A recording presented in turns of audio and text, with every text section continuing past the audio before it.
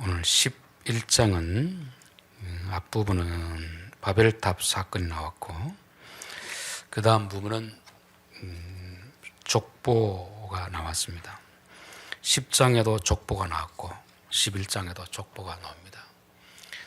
족보는 긴 시대의 역사를 하나님의 어떤 말씀도 없이 그냥 사람들의 이름만 쭉 써내려가면서 하나님의 뜻을 전하는 것입니다.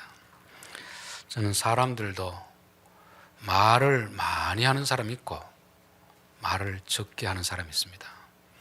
말을 많이 한다는 것은 참 좋은 것 같은데 반대로 보면 그만큼 통하지 않는다는 말입니다.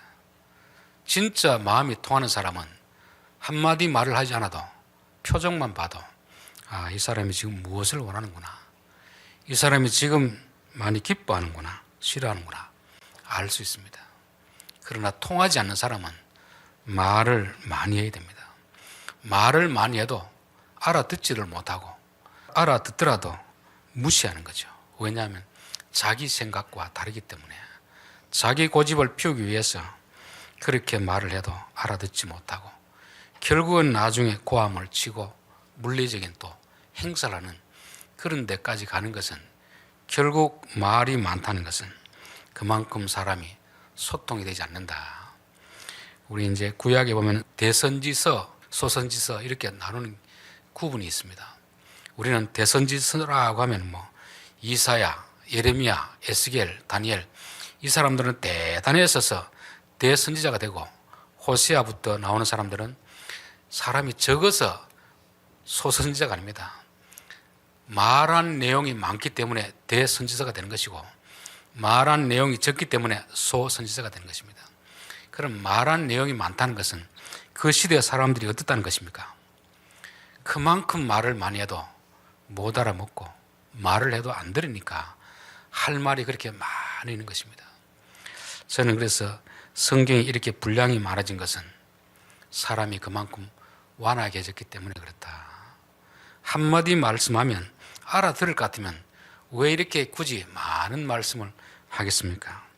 저는 우리 성도들의 가정에서도 부부간에도 부모 자식간에도 말을 많이 해야 알아듣는 그런 관계가 아니고 그냥 표정만 보고서도 저분이 지금 감정이 어떻구나, 좋아하고 있구나, 싫어하고 있구나, 싫어할 것 같으면 내가 뭘 잘못해서 싫어하는가, 그 표정만 보고서도 마음과 마음이 통하는 그런 관계가 되기를 바랍니다.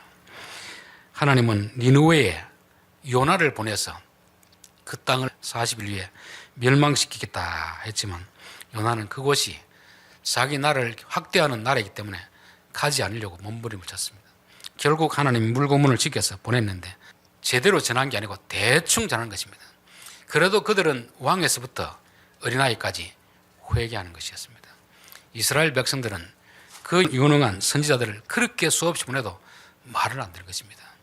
누가 하나님과 소통이 되는 사람입니까? 오히려 니느웨가 소통이 잘 되는 것이죠. 그래서 우리는 오늘 이 시대 우리가 혹시 유대인처럼 설교가 그렇게 많고 교회가 많고 교인들이 많은데도 하나님의 뜻을 도무지 알지 못하고 오히려 하나님과 대척점에 서 있는 건 아닌가, 그런 또 생각을 해보게 되는 것입니다. 그래서 우리는 족보를 볼 때 하나님이 아무런 말씀을 하지 않지만 그 족보 속에는 하나님이 하고 싶은 많은 이야기가 담겨 있다는 것을 우리가 깨달아야 됩니다. 하나님과 마음이 통하면 족보 속에서 하나님이 하시는 말씀이 들려지는 것이고 하나님의 뜻이 읽혀지는 것이고 하나님과 뜻이 통하지 않으면 아무것도 깨달을 수 없는 그것이 바로 족보인 것입니다. 그래서 여러분 족보를 볼 때 깊이 한번 묵상을 해보시면 하나님이 이 족보를 통해서 무엇을 말씀하시고 싶어 하는가를 알게 되는 것입니다. 우리 앞에 나온 족보가 창세기 4장 5장이었지 않습니까?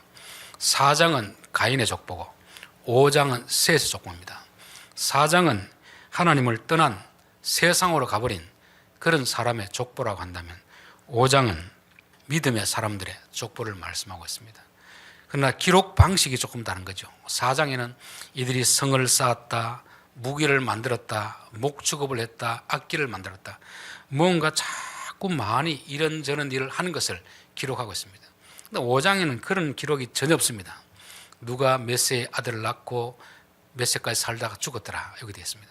우리가 볼 때는 4장의 족보가 그들이 참 성공한 인생으로 보이는 거죠. 왜냐하면 다리를 건설하고 빌딩을 세우고 좋은 어떤 과학 기술을 발전시켜 가지고 부자가 된, 나를 아주 부유하게 만든 그런 사람으로 비춰질 수 있습니다. 그러나 하나님은 그들에게 별로 관심을 가지지 않습니다. 자녀를 낳아 기르는 이것을 하나님은 더 가치 있게 보는 것입니다. 그래서 4장, 5장을 보면 하나님의 관심과 사람의 관심이 다르구나. 그렇다면 오늘날 교회는 하나님의 관심을 쫓아가야 되겠습니까? 사람의 관심을 쫓아가야 되겠습니까? 하나님의 관심을 쫓아가야 되는 거죠. 교회란 공동체도 그렇겠지만 성도 한 사람 한 사람도 가인의 후손들이 갔던 그런 길을 걸어가 봐야 결국은 그 끝은 멸망입니다. 그렇기 때문에 우리는 셋의 후손들이 걸어갔던 그런 길을 걸어가야 될 줄 믿습니다. 또 10장에 보면 이제 9장의 홍수 위에 노아가 하나님께 사명을 받았습니다. 생육하고 번성하여 땅에 충만하라. 그리고 10장에는 이제 땅에 번성한 충만한 그 족보 이야기를 쭉 그렇게 기록해 놓고 있습니다. 그리고 11장에 다시 또 족보 이야기를 기록하고 있는 거죠. 반복되는 것 같은데 다른 족보입니다. 같은 사람들 이야기하는 것 같은데 다른 이야기를 하고 있는 거죠. 10장의 족보는 9장의 명령을 이루어가는 것입니다. 생육하고 번성하여 땅에 충만하라. 그래서 셈은 누구를 낳고 그 형제들을 쭉 그렇게 수평적으로 형제를 몇 명 낳았더라 이렇게 해가지고 쭉 흩어져 버리는 사명을 감당하는 그런 족보를 기록해 놓고 있습니다. 그리고 11장과 그 10장 사이에 어떤 사건이 있었는지 지난번에 살펴보셨죠. 바벨탑을 쌓는 사건이 있습니다. 바벨탑을 쌓는 게 문제가 아니고 하나님은 생육하고 번성하여 흩어지라고 말씀했는데 이들은 이제 어느 정도 사람이 모이니까 과학이 발달하고 힘이 생기니까 우리가 굳이 흩어질 필요가 있느냐. 우리끼리 모여서 한번 잘 살아보자. 잘 살아보자. 하나님도 필요 없고 우리가 힘을 합치면 굳이 하나님이 안 도와줘도 잘 살게 될 것이 아니냐. 하나님의 뜻을 정면으로 거스리는 그 사건이 바벨탑 사건입니다. 탑을 쌓았느냐 안 쌓았느냐 이게 중요하지 않습니다. 건물을 지었느냐 안 지었느냐 이게 중요한 게 아니고 이들의 인생의 목적이 바뀌어버린 것이죠. 그전에는 하나님의 사명을 감당하다가 어느 정도 힘이 생기니까 자기들의 세계를 만들어가는 것이 바로 바벨탑 사건인 것입니다. 그리고 11장 후반전에 보면 이제 족보가 다시 기록되어 있는데 여기 족보는 형제들이 몇 명이었느냐 이 수평적인 것을 기록한 것이 아니고 쭉 수직적인 족보를 기록하고 있습니다. 셈에서부터 아브라함까지 어떻게 이들이 믿음의 계보를 이뤘는가를 기록해 놓고 있는 거죠. 그러니까 10장과 11장의 족보는 같은 족보인 것 같지만 보는 측면이 되는 것입니다. 10장의 족보는 하나님의 말씀에 순종해서 번성하는 족보이라고 한다면 11장은 믿음의 계승을 이루어가는 그런 족보입니다. 저는 오늘날 교회도 마찬가지라 생각합니다. 우리 한 70년대, 80년대, 90년대 그때는 위에 선배들의 이야기를 들으면 그야말로 교회 세우면 십자가만 해놓으면 웬만히 목회자가 게으르지 않으면 조금만 열심히 하면 교회가 다 부흥이 됐던 그런 시절이 있었습니다. 그때는 우리로 말하면 10장의 족보를 지금 감당하는 거죠. 생육하고 번성하여 땅에 충만하라. 그렇게 번성하던 교회가 이제는 더 이상 교회가 전도가 안 됩니다. 있는 교회들이 자꾸만 줄어들고 있습니다. 왜 그렇겠습니까? 생육하고 번성했으면 다음 뭘 해야 됩니까? 이제는 믿음을 이어나가야 되는 거죠. 믿음의 계승이 이루어져야 되는데 우리는 생육하고 번성하니까 바벨탑을 쌓듯이 오늘날 교회가 또 교인들의 숫자를 탑으로 여기는 것입니다. 교회 규모를 탑으로 여기는 거죠. 교회 재정을 탑으로 여기고 하나님을 의지하기보다 그것을 가지고 바벨탑을 쌓았던 사람들처럼 우리가 원하는 걸 하자. 우리가 원하는 것을. 그런 시대가 되고 말았던 것입니다. 여러분 사람도 태어나서 청년기까지는 키가 크고 덩치가 크고 또 기본적인 학문을 익혀야 됩니다. 그러나 청년기를 지나면 더 이상 이 육체적인 성장은 일어나지 않잖아요. 그때부터는 뭘 해야 되겠습니까? 인격을 수양해야 되는 거죠. 내적인 성장이 일어나야 되는데 덩치만 키워놓고는 더 이상 내적인 성장이 없는 것입니다. 그렇기 때문에 그렇게 힘을 가지고 자꾸만 남을 힘들게 하고 자기 힘으로 약자들을 괴롭히는 거죠. 그렇게 공부한 그 똑똑한 머리를 가지고 다른 사람들에게 유익을 주는 것이 아니고 자기 탐욕의 도구로 쓰는 것이 바로 10장에서 11장으로 넘어오지 못한 바벨탑을 쌓았던 사람들의 이야기고, 이게 오늘날 한국 교회의 실상입니다. 예전에도 얼마 전에도 말씀했는데 일반 사람들을 대상으로 종교 호감도를 조사했습니다. 교회 안 다니는 사람들도 불교인들도 모든 사람들에게 종교 호감도를 물으니까 1위가 천주교였습니다. 52%, 불교가 48%, 원불교가 17%, 기독교는 몇 프로겠습니까? 14%입니다. 왜 교회가 이렇게 됐을까? 저는 그 보고서를 보고 나서 어디 가서 참 목사라는 소리 하기 참 부끄러웠습니다. 제가 초등학교, 중학교 다닐 때는 교회가 지금처럼 많지 않았습니다. 그래도 그 마을에서 저 사람 교회 다닌다, 예수 믿는다 하면 사람들이 다 믿어줬습니다. 몰라도 교회 다닌다는 그 하나 그것만 보고 돈을 빌려주는 것을 제가 경험했습니다. 근데 요즘은 어떻습니까? 오히려 교회 다니는 사람들이 더 못 믿겠다 해서 지금은 세상으로부터 완전히 혐오의 대상으로 교회가 전락해버리고 말았습니다. 시골에서는 그렇지 않지만 지금 도시로 가면요, 기독교인에 대한 혐오 감정이 아주 극에 달해 있습니다. 도대체 교회가 왜 그럴까? 지금까지 10장에 성장, 교회 부흥, 인원 숫자 많이 늘리고 교회 규모 늘리고 숫자를 많이 늘리는데 덩치는 키워놨는데 그 덩치를 가지고 사명을 감당해야 되는데 오히려 세상과 똑같이 덩치를 가지고 약자들을 괴롭히고 학대하고 집어삼키니까 이게 하나님이 원하는 것이 아니거든요. 결국 하나님은 그렇게 하면 어떻게 되겠습니까? 다시금 바벨탑을 쌓았던 사람들을 다 무너뜨려 버린 거죠.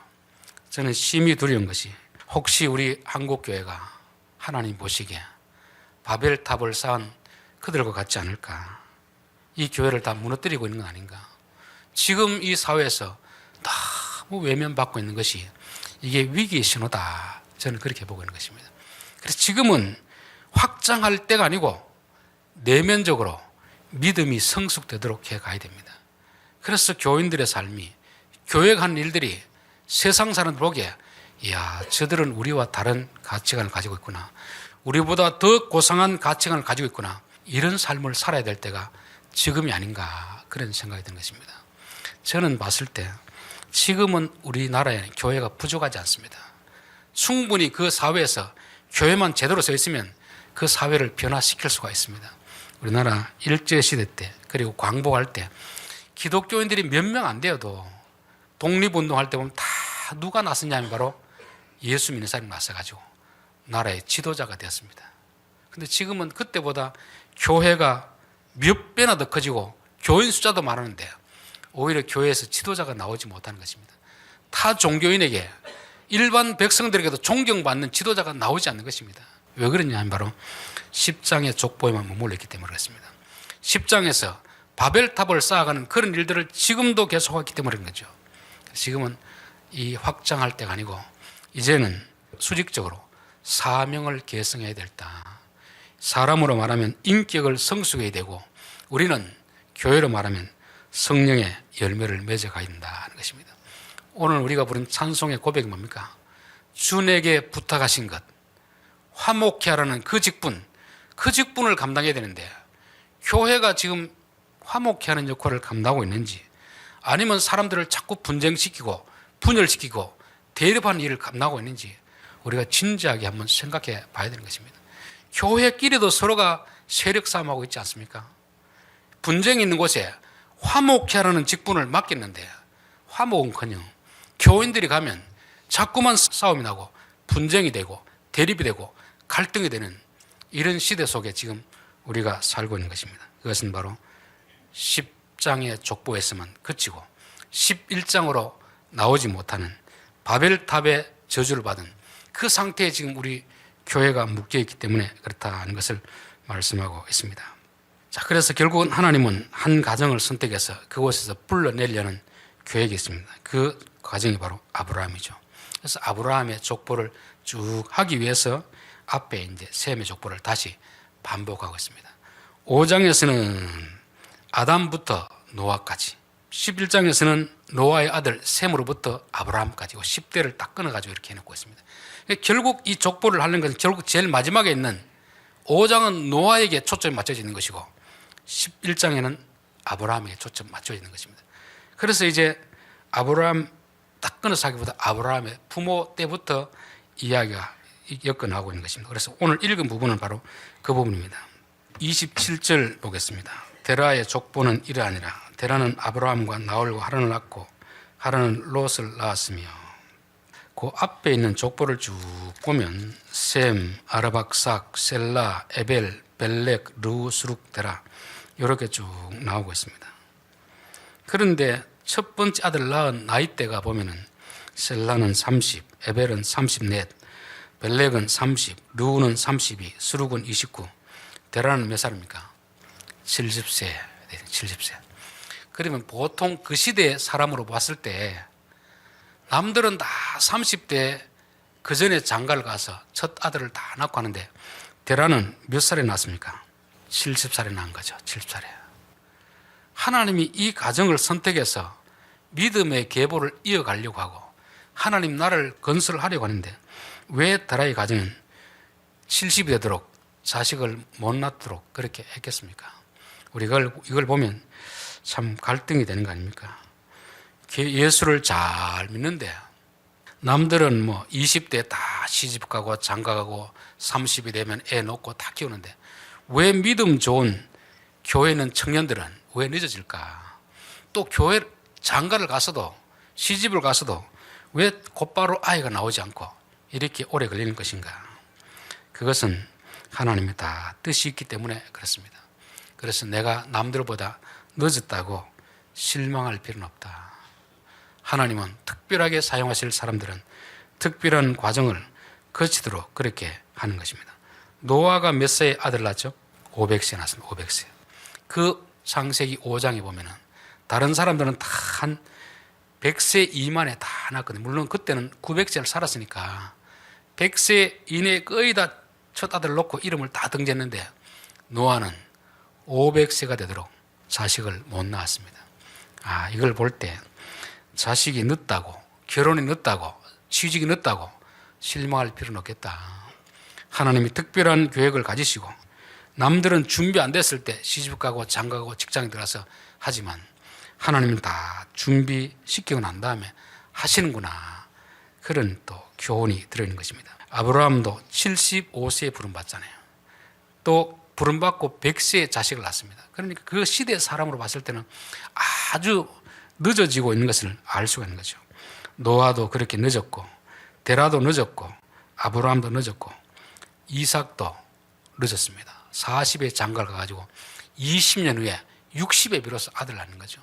야곱도 마찬가지입니다. 이걸 보면 우리가 남들만큼 빨리 승진하지 못하고 빨리 하지 못한다고 실망할 필요는 없겠다. 남들하고 비교할 필요도 없겠다. 이들은 다 하나님이 특별히 계획이 있기 때문에 그런구나. 혹시 우리들 가운데 남들보다 친구들보다 늦어지고 있다면 스스로 자기 자신을 자책하지 마시고 하나님은 이 기간 동안 나에게 무엇을 요구하실까? 모세는 40에 자기가 나를 구하려고 했지만 40년을 광야에서 계속 외로운 시절을 보내겠습니다. 하나님 왜 그렇게 하겠습니까? 세상 학문, 체력은 40까지 다 키웠습니다. 하나님이 모세에게 요구하는 것은 온유한 마음과 겸손한 마음, 그 마음 훈련시키기 위해서 40년에 걸렸던 것입니다. 세상의 지도자들은 좋은 대학을 나오고 학위를 따고 이렇게 하면 그걸 가지고 다 취업을 하고 어떻게 승진할 수 있습니다. 그러나 하나님의 백성들은, 하나님이 쓰시는 사람들은 그 세상적인 스펙을 가지고 되지 않습니다. 거기에 반드시 뭘 돼야 되겠습니까? 온유함과 겸손함을 다하기 위해서 하나님이 이렇게 늦게 하는 것입니다. 여러분 결혼해가지고 제깍제깍 자식 낳는 사람하고 결혼했는데 자식이 없는 사람하고 누가 겸손하겠습니까? 아무래도 늦는 사람이 겸손하겠죠. 대학 졸업하고 좋은데 대기업에 들어가는 그 친구가 겸손하겠습니까? 대학 졸업하고 몇 년 동안 해도 중소기업은 못 들어가서 계속 공무원 시험 준비하고 취업 원서를 내는 그 사람이 겸손하겠습니까? 하나님이 늦게 하실 때는 다 이유가 있다는 거죠. 왜냐하면 우리가 교만하면 하나님의 말씀을 안 듣기 때문에 하나님 우리에게 겸손케 하시는 것입니다. 하나님은 데라를 이 갈대아 우르에서 가나안으로 보내기 위해서 자식을 늦추었다는 것이고, 또 더 아픈 사건은 바로 자기 아들이 갈대아 우르에서 죽임을 당했습니다. 우리 성경에는 나오지 않는데 야셀의 책이라는 그 문을 보면은 갈대아 우르, 그 니므롯, 그 바벨탑을 쌓았던 그 도시에서 니므롯이라는 왕이 하란을 불에 태워 죽였다는 그런 기록이 있습니다. 그 당시도 아마 이 갈대아 우르는 오늘 하면 서울 같은 곳이겠죠. 서울 도시 지역에서 사람들이 모여 사는 그곳에서 사는 이들을 이가 안 되겠다, 이 아들을 다른 데로 보내야 되겠다. 그런데 그곳이 좋은데 누가 떠나려고 하겠습니까? 그러니까 하나님은 결국 떠나게 하기 위해서 그 가정에 핍박을 주는 겁니다. 그래서 결국 아들이 죽고 나서 자기는 이제 가나안 땅으로 떠나려고 하는 것입니다. 저는 우리 성도들 가운데 남들이 겪지 않는 특별한 어떤 어려움을 겪는 걸 보면 하나님이 이분을 통해서 하실 일이 있겠구나. 우리는 이 세상에서 조금 더 좋은 집을 짓고 조금 더 좋은 차를 타고 그렇게 살기를 원하는 것입니다. 그런데 하나님은 우리에게 세상에 너무 안주하지 말아라, 세상에 너무 희망을 두지 말아라, 하나님이 원하는 그곳으로 가라는 것을 말씀하고 있습니다.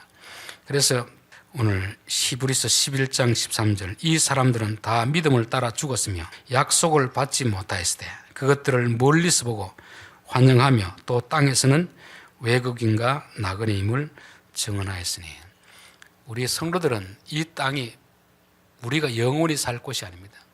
잠시 머물다가 가야 될 곳이 있기 때문에 여기서 너무 마음을 두고 있으면, 이 땅에 너무 마음을 두고 있으면 하나님이 사도행전 8장처럼 흩어버리신 것입니다. 자꾸 흩어버리니까 우리가 가진 것을 하나님이 빼앗아가는 거죠. 빼앗아가기보다 회수하는 것이 회수. 하나님 우리에게 복을 주셨는데 그 복을 가지고 사명을 감당해야 될 사람들이 이제는 먹고 살만하니 여기서 계속 머무르자. 사명과는 상관없이 내가 잘 먹고 편안하게 살기를 원하면 하나님은 우리에게 맡기신 것을 회수해 가는 것입니다. 아마 이 데라도 하란에 대해서 아마 많은 애착을 가졌을 것입니다. 우리 한글 성경에 보면은 아브라함이 장남이고 하란이 막내 같지만 사실 다른 본문을 보면 하란이 장남입니다. 장남. 여러분, 부모가 장남에 대한 기대는 얼마나 큽니까? 그런데 장남이 만약에 아버지보다 부모보다 먼저 돌아가면 이 부모 마음 속에는 자기 인생의 모든 것을 다 잃어버린 것 같은 상실감에 빠지게 될 것입니다. 그래서 그곳 갈대아 우르에서 좀 잘 살기 위해서 장사도 하고 돈은 많이 벌었는데 장남을 잃어버리고 나서 정말 그 마음에 상실감에 빠져가지고 그때 하나님 나타나서 이곳을 떠나 가나안으로 가라, 그렇게 말씀하셨던 것입니다. 만약에 데라에게 이런 아픔이 없었다면 데라가 그곳을 떠났겠는가? 저는 볼 때 떠나지 않았을 것입니다. 사람들은 편한 데 있기를 원하지 누가 어려운데 그런 데 가려고 합니까? 어려운 데 가는 것은 결국 내가 붙들어둔 것을 하나님이 가지고 가셨든지 실패했든지 거기서는 더 이상 희망이 없기 때문에 떠날 수밖에 없는 것입니다. 그래서 저는 선교사님이나 목사님들이나 자기 스스로 좋은 환경 속에서 스스로 그것을 다 내려놓고 버리고 왔다고 하면 저는 잘 안 믿어집니다. 왜냐하면 사람은 그렇게 살아가는 사람이 아니거든요. 내게 조금이라도 의지할 것이 있으면 믿음으로 살기보다는 자기 뜻대로 살아가려고 하는 것입니다. 자기에게는 믿는 구석 그것마저 하나님이 없앨 때 비로소 자기를 의지하지 않고 하나님을 쫓아가게 되어 있는 것입니다.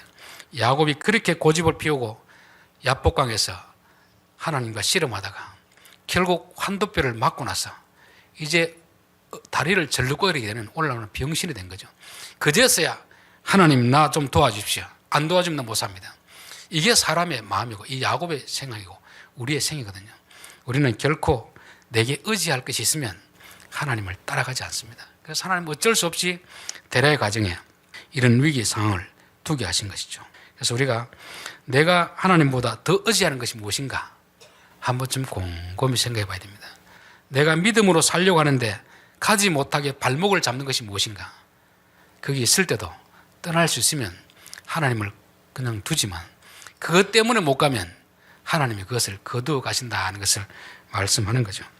31장 데라가 그 아들 아브라함과 하란의 아들인 그의 손자 룻과 그의 며느리 아브라함의 아내 사레를 데리고 갈대아인의 우르를 떠나 가나안 땅으로 가고자 하더니 하란에 이르러 거기 거류하였으며 갈대아 우르란 땅에서 하나님이 가나안에 가라고 명령했습니다. 그런데 이들은 어디까지냐면 그 중간 지점 하란에 와서 머물러서 더 이상 가지 않고 있는 것입니다. 우리로 말하면 이제 부산에 살고 있는 사람에게 저 압록강을 건너가 가지고 중국 어디로 가라 이렇게 명령을 했습니다. 그런데 이들이 부산에서 올라와가 서울을 지나고 압록강 강을 건너지 않고 거기에 머물러 있는 것입니다. 왜 거기에 머물러 있겠습니까? 그 강을 건너면 나라가 달라집니다. 언어가 달라집니다. 문화가 달라지는 거죠. 압록강까지는 그래도 같은 민족이에요. 같은 언어를 쓰고 있습니다. 갈대아 우르나 하란까지는 결국 같은 나라입니다. 떠났다고 떠나왔는데 결국은 요 경계선을 넘어서지 못하고 있는 것이죠. 하나님 원하시는 곳은 어디까지입니까? 강을 건너 가나안으로 가라고 하는데 여기서 계속 머물러 있는 것입니다. 오늘날로 말하면 갈대아 우르는 우리가 예수 믿기 전에 살던 그 세상을 갈대아 우르라는 것입니다. 가나안은 오늘로 말하면 하나님의 백성으로 사는 것을 말합니다. 하란은 어디겠습니까? 그러면 예수를 믿었는데 예수님의 온전히 순종하지 못하고 이 교회와 세상에 양쪽 다리를 걸쳐놓고 있는 어중간한 상태를 말씀하고 있습니다. 예수는 믿고 천당 가고 싶고 말씀에 순종하기 싫고 내가 하고 싶은 대로 하다가 죽어서 천당 가겠다는 이런 얄팍한 생각에 빠지는 것입니다. 오늘 성경에서 가르치는 구원을 이렇게 가르치니까 그냥 영접하면 뭐 구원 얻었고 뭐 다 됐다고 생각하니까 구원은 예수님을 따라가는 것입니다. 처음부터 끝까지 그분을 따라가면 그 끝이 천국이 되는 것인데 우리는 갈대아 우르에서 하란까지는 왔는데 하란에서는 더 이상 머무르지 않고 있는 거죠. 오늘 한국 교회가 교회는 세우고 교인들은 많아지고 건물은 많아졌는데 이곳을 넘지 않고 계속 하란에 머물고 있는 것입니다. 그들은 예수 믿는 문의는 있지만 하나님 보시기에는 다 죽어 있는 상태라는 것을 말씀합니다. 하란을 떠나야 되는데 하란을 떠나지 못하고 있는 것입니다. 창세기 31장 13절 나는 베델의 하나님이라 내가 거기서 기둥에 기름을 붓고 거기서 내게 서원하였으니 지금 일어나 이곳을 떠나서 내 출생지로 돌아가라. 가나안에서 도망한 야곱이 하란에서 살다가 20년 하나님 훈련시켰잖아요.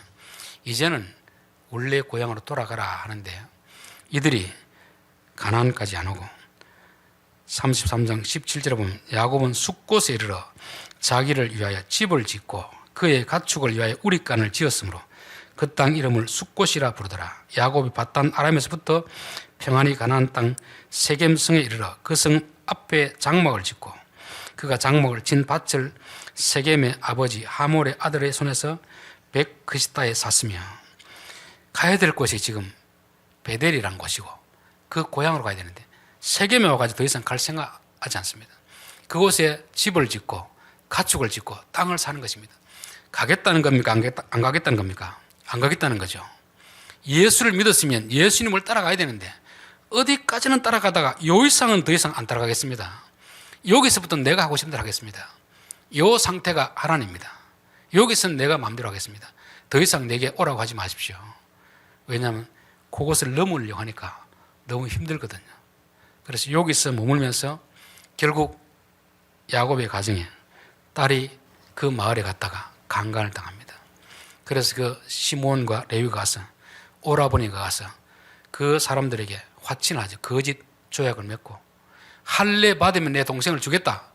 그리고 할례 받았고 3일 후에 그들이 칼로 가지고 그 청년들을 다 죽여버렸습니다. 그래서 이제 그들이 보복이 두려워가지고 그제서야 떠나는 게 아닙니까? 저는 사람은 참 어리석다 그런 생각이 들어요. 하나님이 가라고 하면 온전히 순종하면 될 텐데 우리는 자꾸 자기 꾀를 생각하는 거죠. 여기까지는 제가 따르고 요 이상은 제가 따르지 않겠습니다. 왜 그런 생각을 하게 되었을까? 우리가 구원이라는 것을 너무 잘못 알고 있는 건 아닌가 그런 생각이 듭니다. 여러분, 구원이라는 것은 믿음에서 믿음에 이르는 것입니다. 처음도 믿음이요 마지막도 믿음이다. 믿음은 믿습니다가 아니고 예수님을 나의 왕으로 믿습니다. 그 믿음을 가지고 끝까지 목적지 가는 것이까지 가는 게 믿음인데 우리는 예수 믿고 더 이상 이제 그 다음부터는 예수님을 따르지 않는 거죠. 왜? 믿었으니까, 천국 티켓은 따놨으니까 세상 살 동안에 내 마음대로 살다가 죽으면 천국 가겠다는 거. 이게 구원파 교리입니다. 이게 기존 교회도 얼마나 많이 들어와 있는지 모릅니다. 구원은 시작부터 끝까지 예수님을 왕으로 모시고 그분을 따라가는 것입니다. 좋은 길로 인도할 때도 따라가고 강을 건너라면 건너야 되고 산을 넘으라면 넘어야 되고 그것이 우리의 구원인데 너무 교회 안에서 구원을 너무 싸구려로 가르쳤습니다. 너무 비정상적으로 가르친 거죠. 그래서 예수님도 누가복음 보면은 무릇 내게 오는 자가 자기 부모와 처자와 형제와 자매와 더욱이 자기 목숨까지 미워하지 아니하면 능히 내 제자가 되지 못하고 누구든지 자기 십자가를 지고 나를 따르지 않는 자도 능히 내 제자가 되지 못하리라. 그러면서 망대 비유, 전쟁 비유를 하고 있습니다. 나를 따라오려고 하면 그냥 아무 생각 없이 따라오지 말고 어떤 대가를 지불해야 되는지를 좀 생각하고 따라오라. 그것을 가르치지 않기 때문에 교회는 사람들이 많이 나오는데 하나님이 조금만 위험한 길로 강을 건너러 가면 강을 건너지 않고 나는 여기가 좋사오니 여기서 살겠습니다. 즉 사명을 감당하지 않고 그냥 내 편한 대로, 우리는 기복신앙이죠. 예수 믿고 땅에서도 잘 살고 내 마음대로 살다가 죽어 천국 가겠다는 이런 얄팍한 그런 가르침이 한국 교회 이단의 가르침이고 그 이단의 가르침을 교회가 그대로 따르고 있는 것입니다. 여러분의 하나는 지금 어디입니까? 여러분은 지금 가나안 땅에 와 있습니까? 하란에 머물고 있습니까? 그렇다면 하란에 머물고 있는 이유는 무엇입니까? 바로 세상이 좋기 때문인 거죠. 세상에서 놓치고 싶은 것이 있기 때문에 그런 것입니다. 그래서 하나님은 우리에게 우리가 다 모아놨다고 생각하면 그것만 의지하고 가나안으로 가지 못하고 사명을 감당하지 못하면 한순간에 그것을 거두어 가버리는 그런 것이 될 수가 있습니다. 그것이 돈일 수도 있고 건강일 수도 있고 자식일 수도 있고 하나님은 우리를 인도했으면 가나안까지 데려가고 싶어 하는 것입니다. 그런데 여기서 보면은 아브라함이 나홀과 장가 들었으니 이제 장가 들면 더 이상 가기 어렵습니다. 더 힘들어지는 거죠. 서울에 있던 퇴직한 분들이 자기는 퇴직하고 시골에 오고 싶은데 제일 반대하는 사람이 부인이랍니다. 자기는 가고 싶지 않대요. 그 고생하는데 왜 가느냐? 나는 서울에 남아있겠다. 그래가지고 남자는 퇴직하고 시골에 와가지고 선조들이 물려준 땅에서 농사 짓고 살고 부인은 서울에 사는 그런 가정을 봤습니다. 야, 우리가 신앙생활 할 때도 가정이 때로는 우리의 발목을 잡을 수 있겠구나. 그래서 내게 오는 자는 자기 부모와 처자와 형제와 자매와 더욱이 자기 목숨까지 미워하지 않으면 너희 내 제자가 되지 못하리라. 결혼을 하니까 더 이상 이제 가기 힘들어지는 거죠. 자기 혼자 같으면 총각 같으면 아무 데나 갈 수가 있습니다. 그러나 부인이 있으면 가기 더 힘들어지는 거죠. 자식이 딸렸으면 더 힘들어지는 거죠. 근데 참 감사하게도 하느님은 사라에게 자식을 낳지 못하겠습니다. 자식까지 있었더라면 이들은 더 이상 가나안에 오지 못하는 것입니다. 이들은 하란에 계속 머물다가 아버지 데려가 거기서 죽었듯이 그도 역시 거기서 죽게 되는 것이죠. 여러분, 사라는 얼마나 예쁜지 알죠? 60이 되었는데 임금들이 탐할 만큼 그만큼 이뻤습니다. 그러니까 사라는 자기로 봤을 때는 참 남들보다 좋은 외모를 타고난 큰 복을 가졌습니다. 아마 사라가 이 동네에서 이렇게 자랄 때는 다들 사람들이 우리 며느리 삼고 싶다. 우리 며느리 삼고 싶다. 그 이야기를 얼마나 수도 없이 들었겠습니까? 그런데 다른 친구들을 보면 아무도 그를 안 돌볼 때 사라의 마음속이 교만했을까요? 겸손했을까요? 사라 같은 사람이 없어서 잘 모르겠지만 동네에서 어릴 때부터 이쁘다는 소리를 들으면 사람이 교만하게 되었습니다. 그런데 그가 아브라함과 결혼했습니다. 그런데 몇 년이 지나도 자식이 없는 것입니다. 결혼하기 전에는 외모가 가장 중요한 여자의 자랑이 되지만 결혼했으면 자식을 잘 낳는 것이 그 당시에는 복받은 사람이거든요. 그 당시에 자식을 못 낳으면 하나님께 저주받은 여자로 그렇게 놀림감을 당할 때입니다. 그때 비로소 사라는 깊이 자신의 교만했던 것을 회개하게 되는 것입니다. 옆에 못생긴 그 처자들은 그전엔 사람 취급도 안 했는데 그 처자는 시집 가가지고 애를 몇 명이나 쑥쑥 잘 놓고 자기는 못 놓고 이러니까 이제부터 자기가 저 여자가 부럽다. 여자가 얼굴 잘생긴 것이 중요한 게 아니고 애를 잘 낳아야 되는구나. 그래서 겸손하게 되는 것입니다. 아마 사례도 애를 잘 낳았으면 결코 겸손해질 수 없는 것이고 남편이 가나안 땅에 가자고 할 때도 갈 수가 없었습니다. 그러니까 그 지역에 있으니까 얼굴은 예쁜데 자식이 없으니까 사람들이 다 한마디 하는 거죠. 한마디. 문제가 뭐가 있냐, 병원에 가봤느냐, 계속 이러니까 듣기 싫은 것입니다. 그때 하나님 다시금 갈대아 울에서 나타나던 하나님이 이제 하란에서 두 번째 나타나는 것입니다. 너 여기서 고생하지 말고 내 말만 들으면 큰 민족을 이뤄줄 테니까 가라는 것입니다. 만약에 사라가 이런 결점이 없었다면 그도 역시 가나안 땅에 올 수 없는 것입니다. 그가 연약한 점이 있었기 때문에 가나안 땅에 오게 된 것이죠. 저도 그렇고 여러분도 그렇다 생각됩니다. 우리들에게 하나님 남들보다 더 주신 것이 있습니다. 장점이 있습니다. 그래서 장점만 있는 게 아니고 남들에게는 말하지 못하는데 약점이 있거든요.